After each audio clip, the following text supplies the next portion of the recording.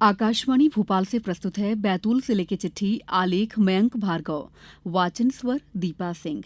बैतूल जिले में शारदीय नवरात्रि पर्व हर्षोल्लास के साथ मनाया जा रहा है। जिले भर में भजन संध्या, जगराता, भजन कीर्तन, गरबा, डांडिया हो रहे हैं। कल दुर्गा अष्टमी के अवसर पर सार्वजनिक दुर्गा पंडालों सहित घरों में हवन पूजन, कन्या भोज के आयोजन किए गए। श्री कृष्ण पंजाब सेवा समिति द्वारा रामलीला मैदानगंज बैतूल में रामलीला का आयोजन किया गया। जिले में कृषि महकमे ने आगामी रबी सीजन के लिए व्यापक स्तर पर तैयारियां शुरू कर दी हैं। किसान कल्याण और कृषि विकास ने जिले में लगभग 3,88,000 हेक्टेयर क्षेत्र में विभिन्न फसलों की बोनी का प्रस्ताव तैयार किया है। कृषि विभाग के अधिकारियों ने रबी सीजन में जिले के किसानों को पर्याप्त मात्रा में खाद, बीज और कीटनाशकों की सुलभ उपलब्धता का दावा किया है। अनुमान है कि बीते वर्ष की तुलना में इस साल जिले में रबी सीजन की बोनी के रकबे में लगभग 2,400 हेक्टेयर का इजाफा हो सकता है। जिले में 73,500 मीट्रिक टन के विरुद्ध अभी तक भंडारित 31,496 टन उर्वरकों में से 1,300 मीट्रिक टन का वितरण किया जा चुका है। 30,000 मीट्रिक टन से अधिक उर्वरक उपलब्ध है। कृषि विभाग के अधिकारियों का मानना है कि अभी रबी सीजन की बुआई के लिए पर्याप्त समय है। रेल मार्ग से जिले में उर्वरकों की सतत सप्लाई हो रही है। बोनी के पहले तक उर्वरकों की पर्याप्त उपलब्धता सुनिश्चित कर ली जाएगी। दक्षिण बैतूल सामान्य वनमंडल में वन और वन्य प्राणियों की सुरक्षा के उद्देश्य से स्थापित फॉरेस्ट कंट्रोल रूम ने सफलतापूर्वक 1 साल पूरा कर लिया। वन विभाग की इस पहल ने दक्षिण बैतूल वनमंडल में अवैध गतिविधियों पर नियंत्रण हुआ है। वन अग्नि जैसी प्राकृतिक आपदाओं से भी जंगलों की सुरक्षा सुनिश्चित की गई। महाराष्ट्र की सीमा से सटे संवेदनशील क्षेत्रों की सुरक्षा हेतु 32 स्थानों पर सौर ऊर्जा से संचालित 4G सीसीटीवी कैमरे लगाए गए हैं, जिनका सीधा प्रसारण डिवीजन कार्यालय और अन्य संबंधित कार्यालयों में उपलब्ध है। कंट्रोल रूम के साथ वन बैरियरों की निगरानी हेतु सीसीटीवी का भी उपयोग किया गया है। वन क्षेत्र की सुरक्षा को और सुदृढ़ बनाने के लिए जियो ट्रैकर ऐप का उपयोग किया गया, जो फील्ड स्टाफ की पैदल गश्ती को रिकॉर्ड करता है।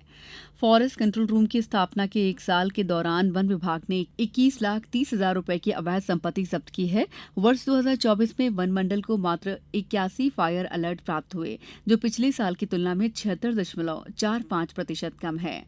नगर पालिका परिषद बैतूल ने स्वच्छ भारत अभियान के तहत अपनी रैंकिंग में बेहतर प्रदर्शन करने के लिए 102 स्कूलों और 89 आंगनबाड़ी केंद्रों में स्वच्छता की पाठशाला का 30 सितंबर को आयोजन किया। इन शैक्षणिक संस्थाओं के करीब 15,000 बच्चों को जनप्रतिनिधियों, अधिकारियों, समाज सेवियों, चिकित्सकों, पत्रकारों, अधिवक्ताओं ने अलग अलग स्कूलों में पहुंचकर स्वच्छता का पाठ पढ़ाया। इसके साथ ही दूसरों को भी स्वच्छता के प्रति जागरूक करने का संकल्प दिलाया। नगर पालिका परिषद बैतूल ने नवाचार करते हुए स्वच्छता की पाठशाला टैगलाइन से इस अभियान को चलाया था।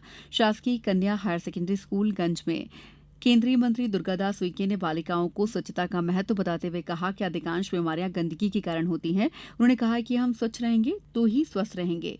श्री उइके ने छात्राओं को संबोधित करते हुए आंतरिक स्वच्छता और बाहरी स्वच्छता के बारे में अंतर भी बताया। उन्होंने कहा कि इस अभियान का एक उद्देश्य कि प्रत्येक स्कूल में बच्चों को पीने को स्वच्छ पानी मिले और बच्चों के लिए हर स्कूल में स्वच्छ शौचालय उपलब्ध हो।